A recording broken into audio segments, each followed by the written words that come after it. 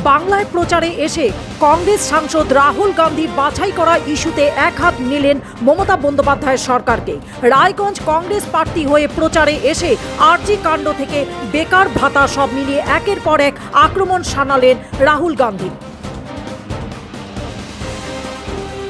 এ সপ্তাহে পেরোলে বাংলায় প্রথম দফার ভোট, তার আগেই প্রার্থীদের লাস্ট মিনিট সাজেশন দিতে আজ রাতে ভার্চুয়াল বৈঠকে ডাক দিলেন অভিষেক বন্দ্যোপাধ্যায়। এদিন রাত 8টায় দলের সমস্ত প্রার্থী বর্ষিয়ান নেতৃত্ব ও সাংসদদের নিয়ে ভার্চুয়াল বৈঠকে বসবেন অভিষেক বন্দ্যোপাধ্যায়।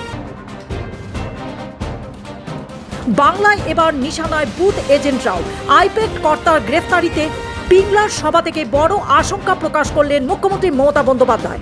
আসন বেছে বেছে টার্গেট করা হচ্ছে বলে মন্তব্য মমতা। আইপ্যাক কাণ্ডে বিস্ফোরক খড়গপুর সদরে বিজেপির প্রার্থী দিলীপ ঘোষ। এই ঘটনা শুধুমাত্র ট্রেলার। বিজেপি ক্ষমতায় এলে কেন্দ্রীয় সংস্থার ব্যাপক অভিযান শুরু হবে এবং তাতে ধরা পড়বে বাংলার হেভি ওয়েট রাজনীতিবিদ, মন্তব্য দিলীপের। রায়গঞ্জের জনসভায় বিজেপি এবং আরএসএস এর বিরুদ্ধে সরব রাহুল গান্ধী।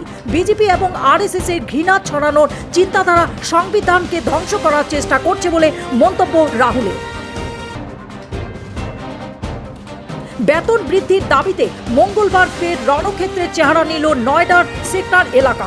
পরিস্থিতি নিয়ন্ত্রণে আনতে জমায়েত ছত্রভঙ্গ করে এলাকা ফাঁকা করে দেয় পুলিশ। চড়া শুল্কের বিনিময়ে হরমুজ পারের অনুমতি পাচ্ছে ভারতের জ্বালানিবিহীন জাহাজগুলো। এই ইস্যুতে মুখ খুললেন ভারতের নিযুক্ত ইরানের রাষ্ট্রদূত মোহাম্মদ ফাতালি। তিনি জানিয়েছেন, হরমুজ পার হওয়ার জন্য ভারতকে কোনো শুল্ক দিতে হচ্ছে না। হাঙ্গারিতে পালাবদল। সাধারণ নির্বাচনে পরাজয় হলো ইউরোপের ডোনাল্ড ট্রাম্পের মিত্র বলে পরিচিত দক্ষিণপন্থী রাজনীতিবিদ হাঙ্গেরির প্রধানমন্ত্রী। নির্বাচনে জয়ী পিটার ম্যাগারকে শুভেচ্ছা জানিয়েছেন প্রধানমন্ত্রী নরেন্দ্র মোদী। মধ্যপ্রাচ্যের যুদ্ধে আমেরিকা ইসরায়েলকে সাহায্য করছিল মধ্যপ্রাচ্যের একাধিক দেশ। এরই শান্তিস্বরূপ 5 মুসলিম দেশের বিরুদ্ধে কড়া পদক্ষেপের ঘোষণা করল ইরান। সম্প্রতি রাষ্ট্রসংঘের এমনটাই জানিয়েছে ইরানের রাষ্ট্রদূত।